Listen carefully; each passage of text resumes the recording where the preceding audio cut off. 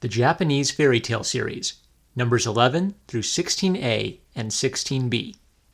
Published by Takajiro Hasegawa. Translated by Mrs. T.H. Kate James and Basil Hall Chamberlain.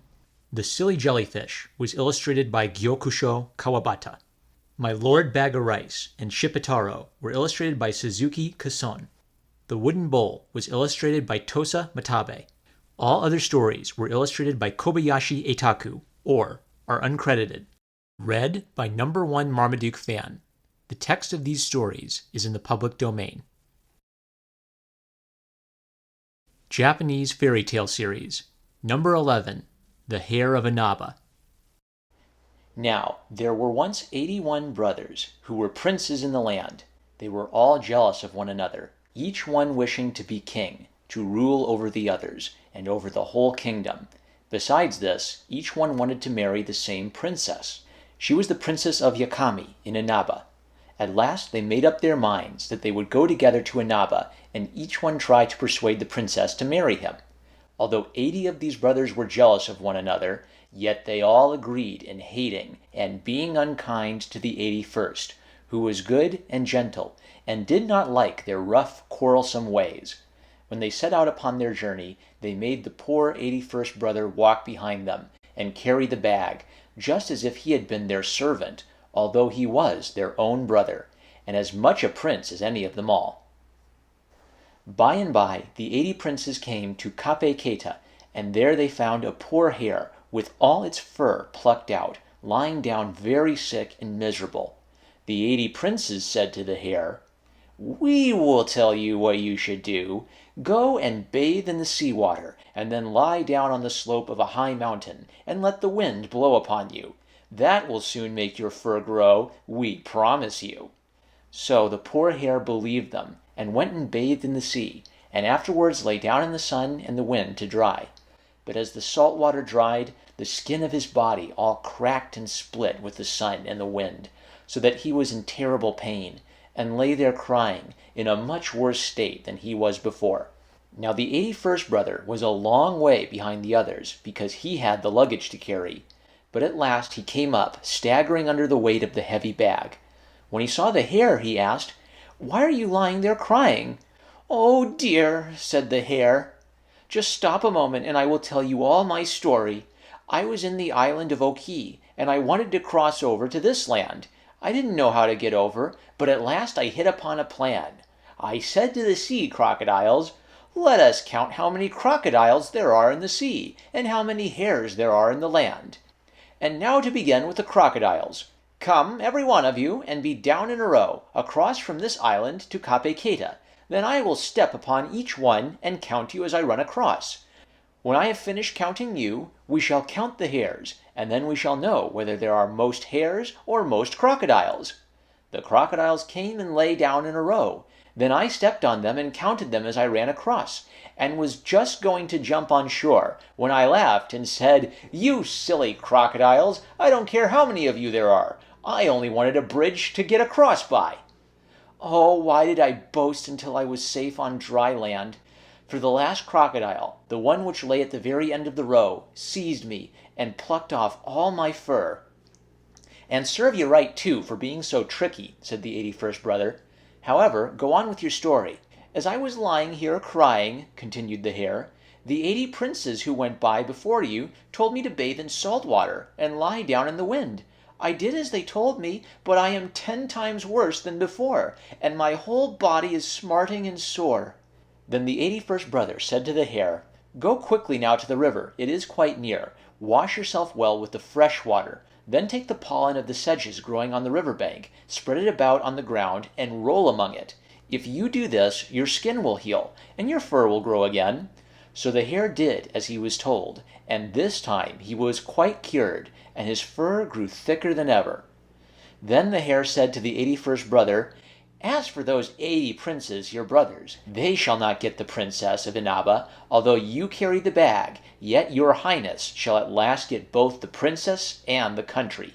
Which things came to pass, for the princess would have nothing to do with those 80 bad brothers, but chose the 81st, who was kind and good. Then he was made king of the country, and lived happily all his life. The end. Number 12. The Cub's Triumph. Once upon a time there lived in a forest a badger and a mother fox with one little cub. There were no other beasts in the wood because the hunters had killed them all with bows and arrows or by setting snares. The deer and the wild boar, the hares, the weasels and the stoats, even the bright little squirrels had been shot or had fallen into traps. At last, only the badger and the fox with her young one were left, and they were starving, for they dared not venture from their holes for fear of the traps. They did not know what to do or where to turn for food. At last the badger said, "I have thought of a plan. I will pretend to be dead. You must change yourself into a man and take me into the town and sell me. With the money you get for me, you must buy food and bring it into the forest. When I get a chance, I will run away and come back to you, and we will eat our dinner together. Mind you wait for me, and don't eat any of it until I come. Next week it will be your turn to be dead, and my turn to sell. Do you see?" The fox thought this plan would do very well, so as soon as the badger had laid down and pretended to be dead, she said to her little cub, "Be sure not to come out of the hole until I come back. Be very good and quiet, and I will soon bring you some nice dinner." Then she changed herself into a woodcutter, took the badger by the heels, and swung him over her shoulders, and trudged off into the town. There she sold the badger for a fair price, and with the money bought some fish, some tofu, and some vegetables. She then ran back to the forest as fast as she could, changed herself into a fox again, and crept into her hole to see if Little Cub was all right. Little Cub was there, safe enough, but very hungry, and wanted to begin upon the tofu at once. "No, no," said the mother fox. "Fair play's a jewel. We must wait for the badger." Soon the badger arrived, quite out of breath with running so fast. "I hope you haven't been eating any of the dinner," he panted. "I could not get away sooner. The man you sold me to brought his wife to look at me, and boasted how cheap he had bought me. You should have asked twice as much. At last they left me alone, and then I jumped up and ran away as fast as I could." The badger, the fox, and the cub now sat down to dinner, and had a fine feast, the badger taking care to get the best bits for himself. Some days later, when all the food was finished, and they had begun to get hungry again, the badger said to the fox, "Now 'tis your turn to die." So the fox pretended to be dead, and the badger changed himself into a hunter, shouldered the fox, and went off to the town, where he made a good bargain, and sold her for a nice little sum of money. You have seen already that the badger was greedy and selfish. What do you think he did now? He wished to have all the money and all the food it would buy for himself. So he whispered to the man who had bought the fox, "That fox is only pretending to be dead. Take care she doesn't run away." "We'll soon settle that," said the man, and he knocked the fox on the head with a big stick and killed her. The badger next laid out the money in buying all the nice things he could think of. He carried them off to the forest, and there ate them all up himself, without giving one bit to the poor little cub, who was all alone, crying for its mother, very sad and very hungry. Poor little motherless cub! But being a clever little fox, he soon began to put two and two together, and at last felt quite sure that the badger had, in some way, caused the loss of his mother. He made up his mind that he would punish the badger, and as he was not big enough or strong enough to do it by force, he was obliged to try another plan. He did not let the badger see how angry he was with him, but said in a friendly way, "Let us have a game of changing ourselves into men. If you can change yourself so cleverly that I cannot find you out, you will have won the game. But if I change myself so that you cannot find me out, then I shall have won the game. I will begin if you like, and, you may be sure, I shall turn myself into somebody very grand while I am about it." The badger agreed, so then, instead of changing himself at all, the cunning little cub just went and hid himself behind a tree, and watched to see what would happen. Presently there came along the bridge leading into town a daimyo, seated in a norimono, a great crowd of servants and men at arms following him. The badger was quite sure that this must be the fox, so he ran up to the Norimono, put in his head, and cried, "I've found you out! I've won the game!" "A badger! A dagger! Off with his head!" cried the daimyo. So one of the retainers cut off the badger's head with one blow of his sharp sword, the little cub all the time laughing unseen behind the tree. The end. Number 13. The Silly Jellyfish. Once upon a time, the king of the dragons, who had till then lived as a bachelor, took it into his head to get married. His bride was a young dragonette, just 16 years old, lovely enough, in very sooth, to become the wife of a king. Great were the rejoicings on the occasion. The fishes, both great and small, came to pay their respects, and to offer gifts to the newly wedded pair. And for some days all was feasting and merriment. But, alas, even dragons have their trials. Before a month had passed, the young dragon queen fell ill. The doctors dosed her with every medicine that was known to them, but all to no purpose. At last they shook their heads, declaring that there was nothing more to be done. The illness must take its course, and she would probably die. But the sick queen said to her husband, "I know of something that will cure me. Only fetch me a live monkey's liver to eat, and I shall get well at once." "A live monkey's liver?" exclaimed the king. "What are you thinking of, my dear? Why, you forget that we dragons live in the sea, while monkeys live far away from here, among the forest trees on land. A monkey's liver? Why, darling, you must be mad." Hereupon the young dragon queen burst into tears. "I only ask you for one small thing," whimpered she, "and you won't get it for me. I always thought you didn't really love me. Oh, I wish I had stayed at home with my own mamma and my own papa." Here her voice choked with sobs, and she could say no more. Well, of course the Dragon King did not like to have it thought that he was unkind to his beautiful young wife, so he sent for his trusty servant the jellyfish, and said, "It is rather a difficult job, but what I want you to try to do is to swim across the land and persuade a live monkey to come here with you. In order to make the monkey willing to come, you can tell him how much nicer everything is here in Dragonland than away where he lives. But what I really want him for is to cut out his liver and use it as medicine for your young mistress, who, as you know, is dangerously ill."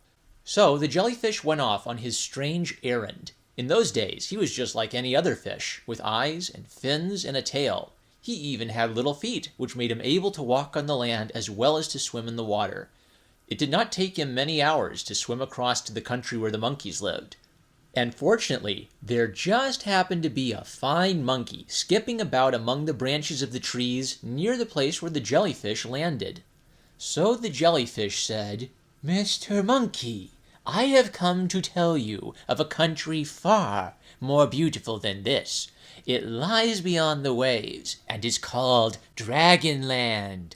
There is pleasant weather there all the year round. There is always plenty of ripe fruit on the trees, and there are none of those mischievous creatures called men. If you will come with me, I will take you there. Just get on my back." The monkey thought it would be fun to see a new country, so he leapt onto the jellyfish's back, and off they started across the water. But when they had gone about halfway, he began to fear that perhaps there might be some hidden danger. It seemed so odd to be fetched suddenly in that way by a stranger. So he said to the jellyfish, "What made you think of coming for me?" The jellyfish answered, "My master, the king of the dragons, wants you in order to cut out your liver and give it as medicine to his wife, the queen who is sick." "Oh, that's your little game, is it?" thought the monkey. But he kept his thoughts to himself, and only said, "Nothing could please me better than to be of service to their majesties, but it just so happens that I left my liver hanging to a branch of that big chestnut tree, which you found me skipping about on. A liver is a thing that weighs a good deal, so I generally take it out and play about without it during the daytime. We must go back for it." The jellyfish agreed that there was nothing else to be done under the circumstances. For, silly creature that he was, He did not see that the monkey was telling a story in order to avoid getting killed and having his liver used as medicine for the fanciful young dragon queen. When they reached the shore of Monkeyland again, the monkey bounded off the jellyfish's back and up to the topmost branch of the chestnut tree in less than no time. Then he said, "I do not see my liver here. Perhaps somebody has taken it away, but I will look for it. You, meantime, had better go back and tell your master what has happened. He might be anxious about you if you did not get home before dark." So the jellyfish started off a second time, and when he got home, he told the Dragon King everything just as it had happened. But the king flew into a passion with him for his stupidity and hallooed to his officers, saying, "Away with this fellow! Take him and beat him to a jelly! Don't let a single bone remain unbroken in his body!" So the officers seized him and beat him, as the king had commanded. That is the reason why, to this very day, jellyfishes have no bones, but are nothing more than a mass of pulp. As for the Dragon Queen, when she found out she could not have the monkey's liver, why, she made up her mind that the only thing to do was to get well without it. The end. Number 14. The Princes Fireflash and Firefade, also known as the Ho'ori Hoderi myth. His Highness Fireflash was a prince who was fond of fishing, and so great was his luck that big fishes and little fishes and all kinds of fishes came to his line. His younger brother, Prince Firefade, was fond of hunting, and all his luck was on the hills and in the woods, where he caught birds and beasts of every kind.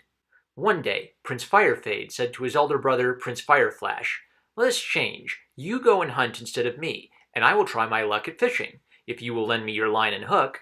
Prince Fireflash did not care much to change, and at first said no, but his brother kept on teasing him about it, until at last he said, "Very well then, let us change." Then Prince Firefade tried his luck at fishing, but not a single fish did he catch, and, what was worse, he lost his brother's fish hook in the sea. Prince Fireflash asked him for the hook, saying, "Hunting is one thing, fishing is another. Let us go back to our own ways." Then said Prince Firefade, "I did not catch a single fish with your hook, and at last I lost it in the sea." But Prince Fireflash said, "I must and shall have my fish hook." So the younger brother broke his longsword that was girded on him, and, of the pieces, made 500 fish hooks, and begged Prince Fireflash to take them. But he would not. Then Prince Firefade made 1,000 fish hooks, and said, "Please take them instead of the one which I lost." But the elder brother said, "No, I must have my own hook, and I will not take any other." Then Prince Firefade was very sorry, and sat down by the seashore, crying bitterly. By and by, the wise old man of the sea came to him, and asked, "Why are you crying so bitterly, Prince Firefade?" Firefade told him all the story of the lost fish hook, and how that his brother was angry, still saying that he must have that very same hook, and no other. Then the wise old man of the sea built a stout little boat, and made Prince Firefade sit in it. Having pushed it a little from the land, he said, "Now go on for some time in the boat. It will be very pleasant, for the sea is calm. Soon you will come to a palace built like fishes' scales. This is the palace of the Sea King. When you reach the gate, you will see a fine cassia tree growing above the well by the side of the gate. If you will sit on the top of that tree, the Sea King's daughter will see you and tell you what to do." So Prince Firefade did as he was told, and everything came to pass just as the wise old man of the sea had told him. As soon as he was come to the Sea King's palace, he made haste and climbed up into the cassia tree, and sat there. Then came the maidens of the Princess Pearl, the Sea King's daughter, carrying golden water pots. They were just going to draw water, when they saw a flood of light upon the well. They looked up, and there in the cassia tree was a beautiful young man. Prince Firefade saw the maidens, and asked for some water. The maidens drew some, and put it in a golden cup, and gave him to drink.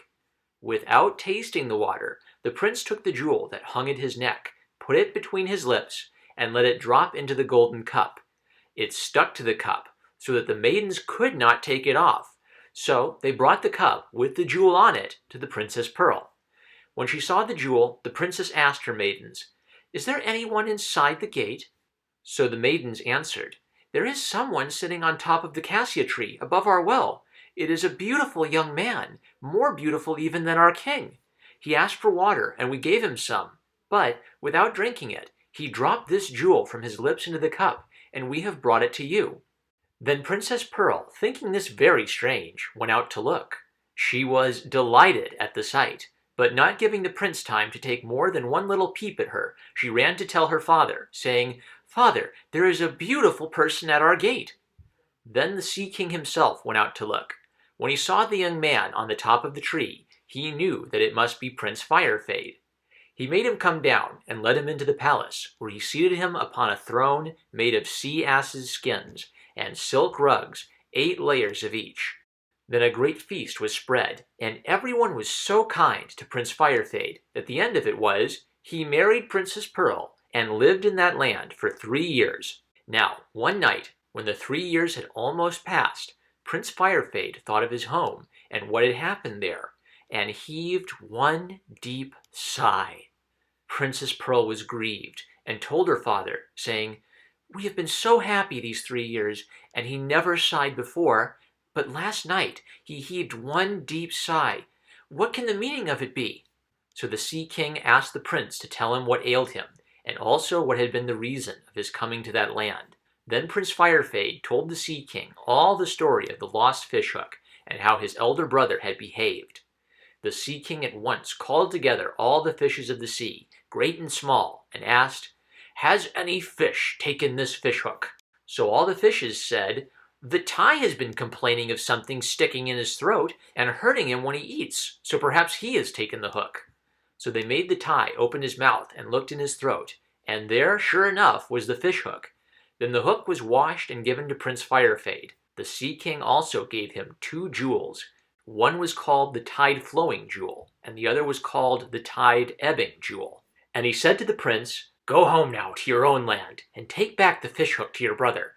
In this way you shall plague him. If he plants rice fields in the upland, make you your rice fields in the valley. And if he makes rice fields in the valley, do you make your rice fields in the upland. I will rule the water, so that it may do good to you, but harm to him. If Prince Fireflash should be angry with you for this, and try to kill you, then put out the tide-flowing jewel, and the tide will come up to drown him. But if he is sorry and asks pardon, then put out the tide-ebbing jewel, and the tide will go back and let him live." Then the Sea King called all the crocodiles and said, "His Highness, Prince Firefade, is going to the upper world. Which of you will take him there quickly, and bring me back word?" And one crocodile, a fathom long, answered, "I will take him to the upper world, and come back in a day." "Do so then," said the Sea King, "and be sure that you do not frighten him, as you are crossing the middle of the sea." He then seated the prince upon the crocodile's head, and saw him off. The crocodile brought him safe home in one day, as he had promised. When the crocodile was going to start back again, Prince Firefade untied the dirk from his own belt, and setting it on the creature's neck, sent him away. Then Prince Firefade gave the fishhook to his elder brother, and in all things did as the Sea King had told him to do. So from that time, Prince Fireflash became poor, and came with great fury to kill his brother. But, just in time, Prince Firefade pulled forth the tide-flowing jewel to drown him. When he found himself in such danger, Prince Fireflash said he was sorry. So his brother put forth the tide-ebbing jewel to save him. When he had been plagued in this way for a long time, he bowed his head, saying, "From this time forth I submit to you, my younger brother. I will be your guard by day and by night, and in all things serve you."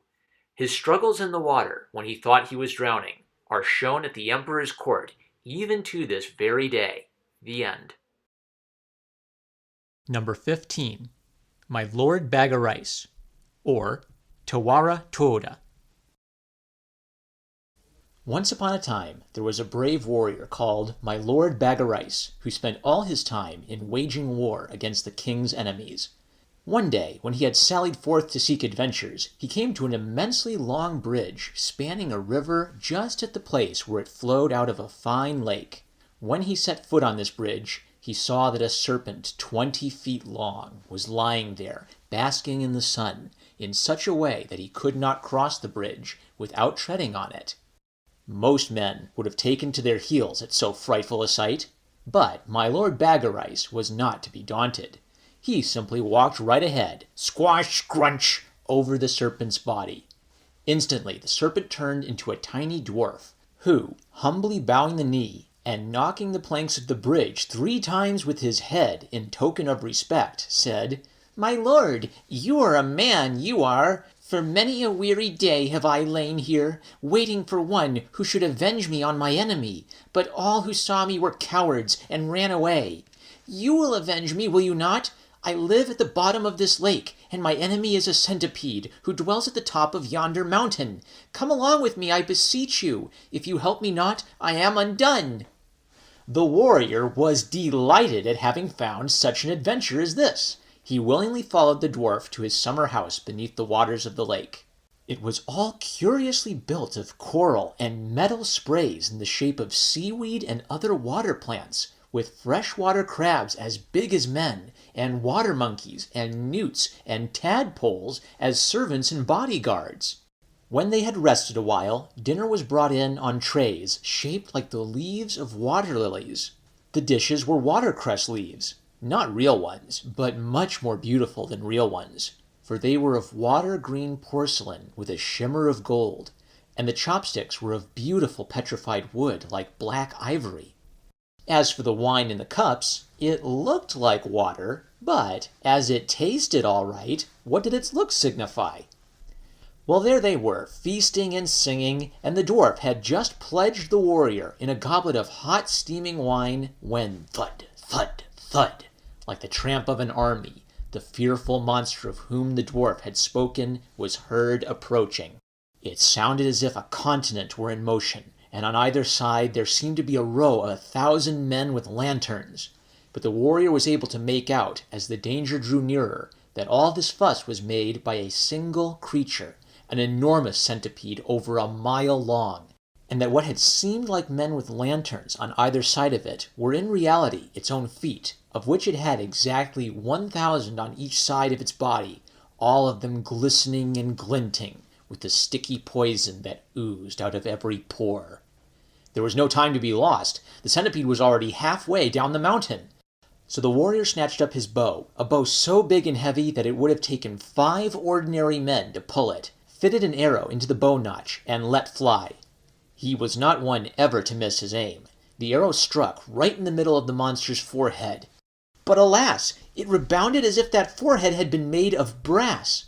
A second time did the warrior take his bow and shoot. A second time did the arrow strike and rebound. And now the dreadful creature was down to the water's edge, and would soon pollute the lake with its filthy poison. Said the warrior to himself, "Nothing kills centipedes so surely as human spittle." And with these words, he spat onto the tip of the only arrow that remained to him, for there had been but 3 in his quiver. This time again, the arrow hit the centipede right in the middle of its forehead, but instead of rebounding, it went right in and came out again at the back of the creature's head, so that the centipede fell down dead, shaking the whole countryside like an earthquake, and the poisonous light on its 2,000 feet darkening to a dull glare, like that of the twilight of a stormy day.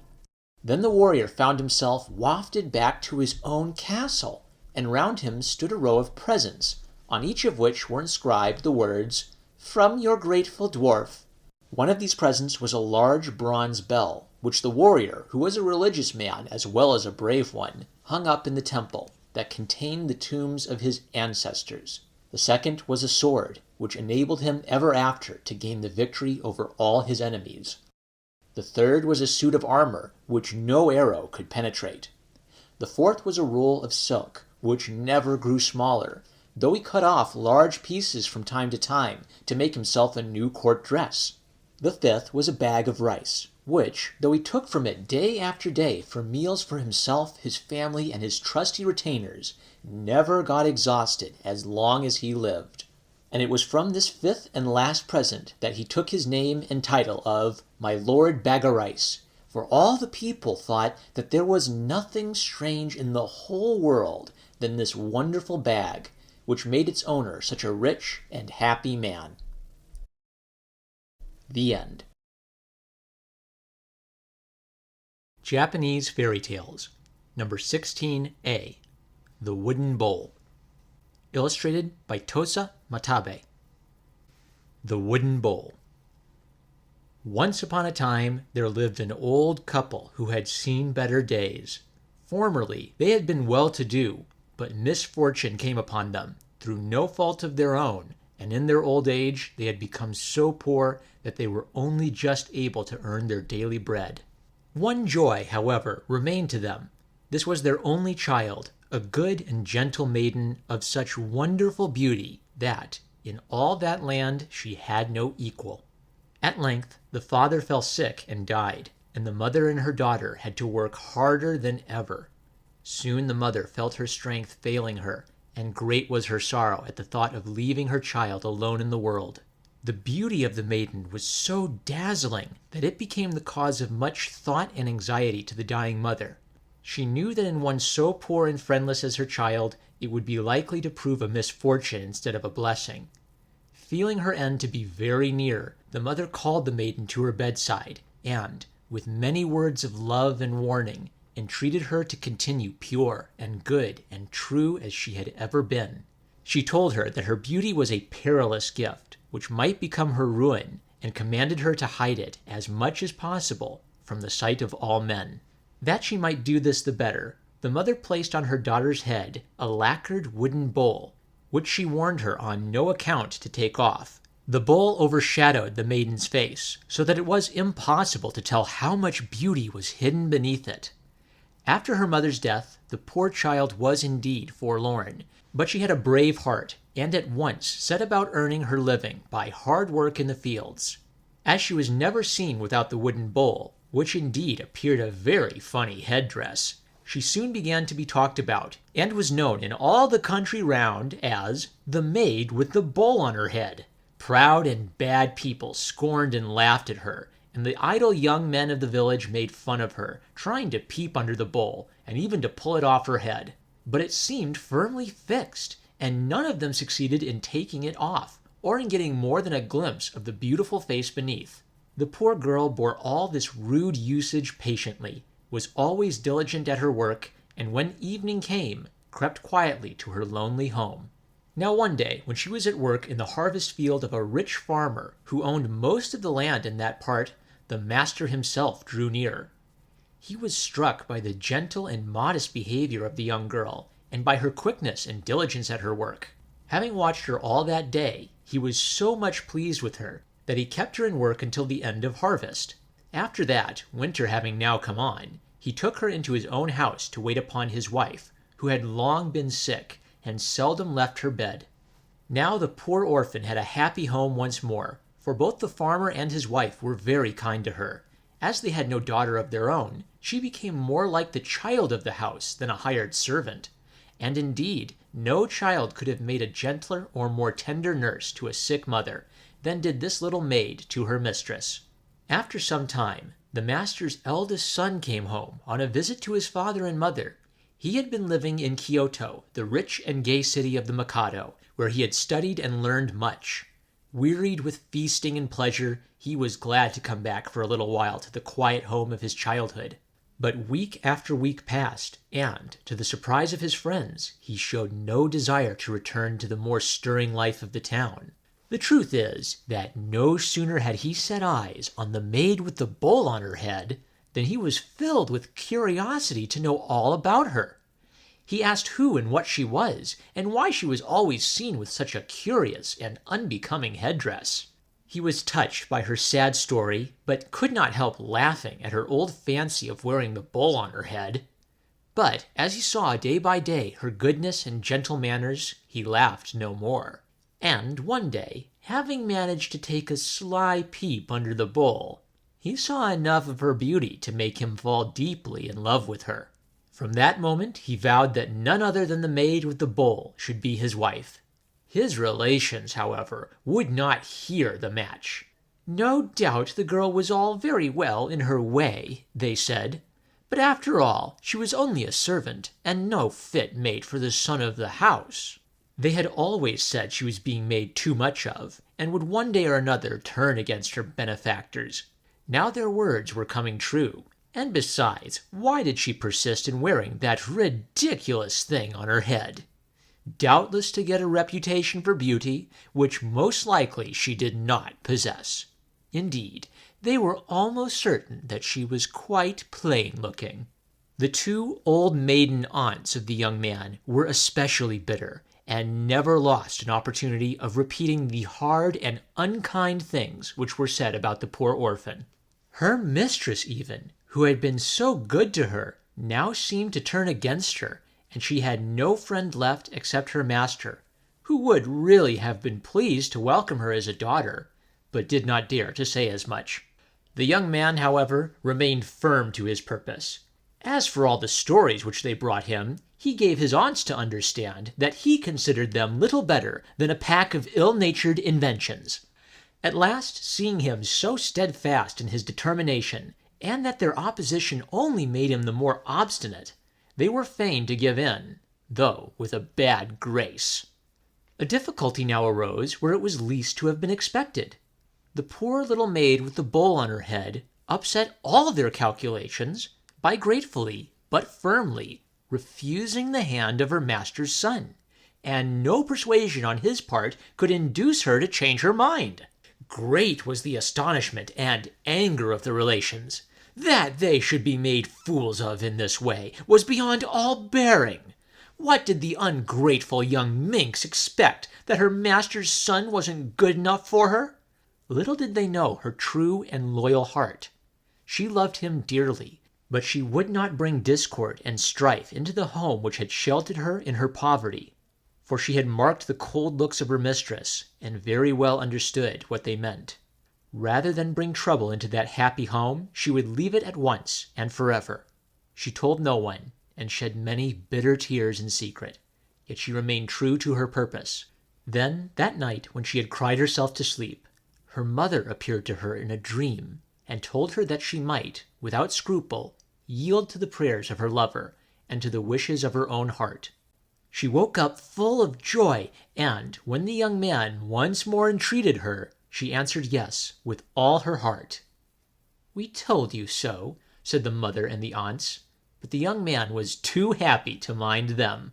So the wedding day was fixed, and the grandest preparations were made for the feast. Some unpleasant remarks were doubtless to be heard about the beggar maid and her wooden bowl, but the young man took no notice of them, and only congratulated himself upon his good fortune. Now when the wedding day had at last come, and all the company were assembled and ready to assist at the ceremony, it seemed high time that the bowl should be removed from the head of the bride. She tried to take it off, but found, to her dismay, that it stuck fast, nor could her utmost efforts even succeed in moving it.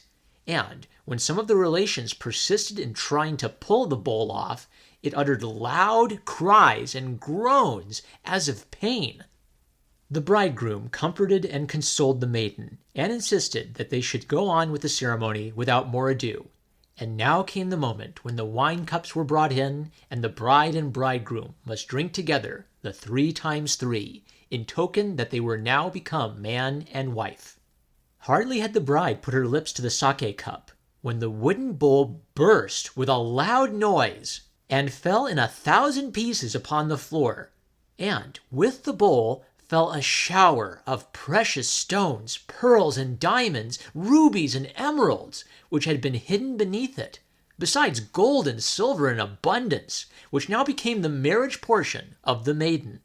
But what astonished the wedding guests more even than this vast treasure was the wonderful beauty of the bride, made fully known for the first time to her husband and to all the world.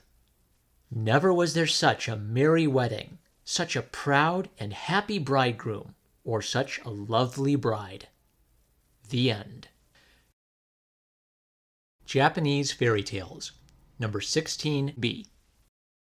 The Wonderful Tea Kettle. A long time ago, at the temple of Morinji in the province of Kotsuke, there lived an old priest.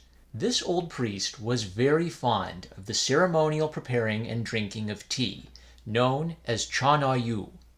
Indeed, it was his chief interest and pleasure in life to conduct this ceremony. One day he chanced to find in a second-hand shop a very nice-looking old tea kettle, which he bought and took home with him, highly pleased by its fine shape and artistic appearance.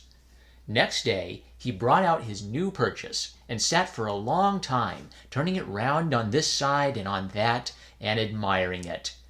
"You are a regular beauty, that's what you are," he said. "I shall invite all my friends to the Chana-Yu, and how astonished they will be at finding such an exquisite kettle as this."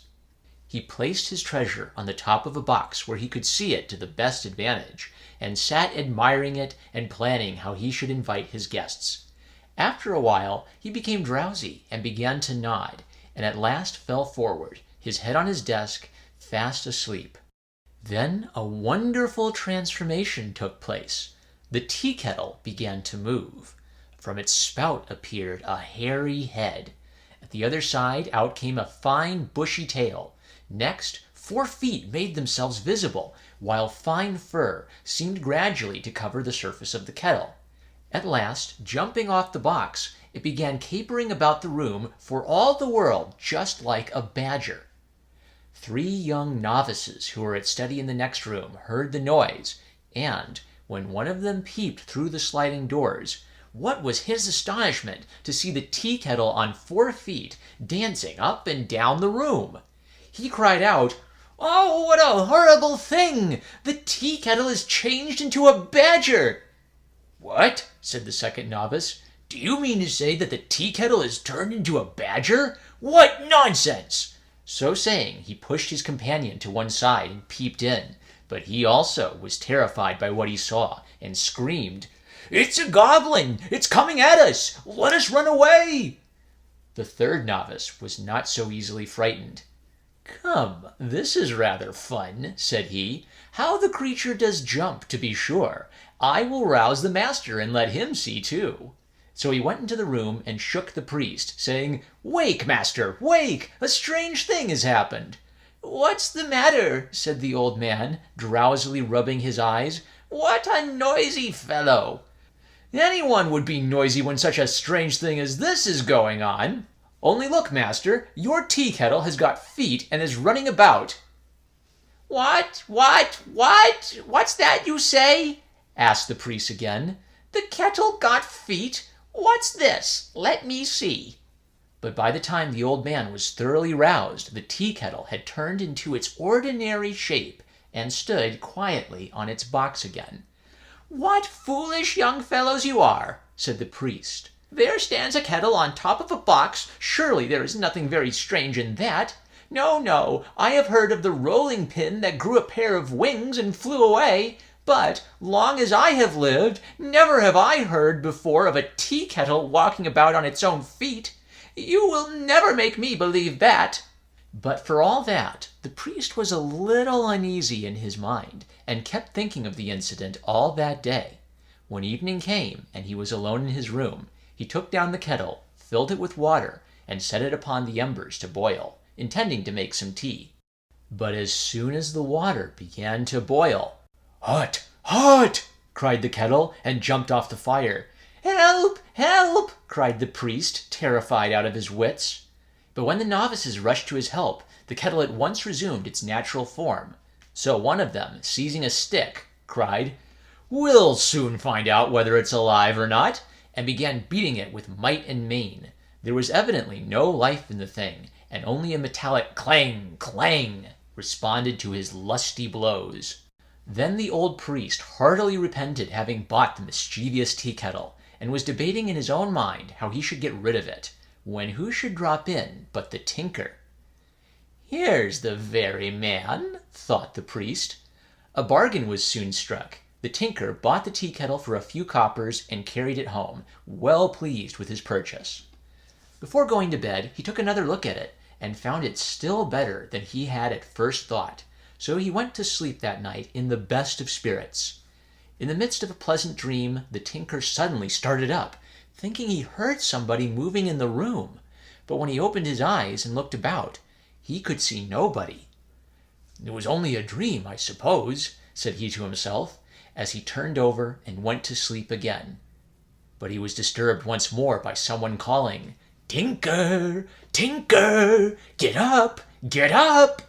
This time he sprang up, wide awake, and lo and behold, there was the tea kettle with the head, tail, feet, and fur of a badger strutting up and down the room. "Goblin! Goblin!" shrieked the tinker, but the tea kettle laughed and said, "Don't be frightened, my dear tinker. I am not a goblin, only a wonderful tea kettle. My name is Bambuku Chagama, and I will bring good luck to anyone who treats me well. But, of course, I don't like to be set on the fire and then beaten with sticks, as happened to me up at the temple yesterday." "How can I please you, then?" asked the tinker. "Shall I keep you in a box?" "Oh, no, no," answered the tea kettle. "I like nice sweet things to eat, and sometimes a little wine to drink, just like yourself. Will you keep me in your house and feed me? And, as I would not be a burden upon you, I will work for you in any way you like." To this the tinker agreed.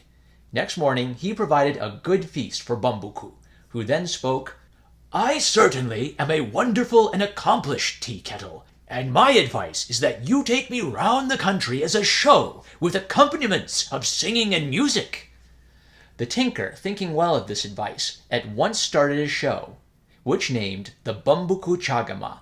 The lucky tea kettle at once made the affair a success, for not only did he walk about on 4 legs, but he danced the tightrope and went through all kinds of acrobatic performances, ending by making a profound bow to the spectators and begging for their future patronage. The fame of these performances soon spread abroad, and the theater was filled daily to overflowing, until at length even the princes of the land sent to order the tinker and his kettle to come to them, and the show would take place to the great delight of the princesses and ladies of the court.